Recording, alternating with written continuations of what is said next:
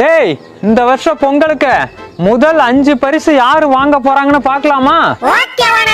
பக்கத்து கொள்ளக்காரங்கிட்ட மொத்து வாங்கி கத்தாம கெத்து காட்டின நம்ம மாஞ்சான் 5வது பரிசு அலேக்கா தூக்கிட்டு போறான்.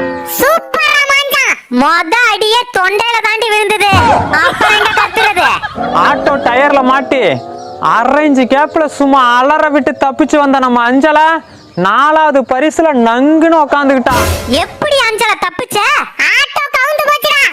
2 பாம்ப துண்டா கொத்தி பந்தா காட்டின நம்ம காளையன் 3வது பரிசை மொத்தமா முழுங்கிட்டான். அன்னைக்கு வயிறே கலங்கி போச்சுடி. தீவனத்தை திருட வந்த எலிய புலி மாதிரி பாஞ்சு இருட்டுல இழுத்து போட்டு பெரட்டின நம்ம சுருட்ட 2வது இடத்த உருட்டிட்டு போறான். வாய மூடுறி. நானே தவளன்னு நினைச்சு தாவி கொத்துனேன்.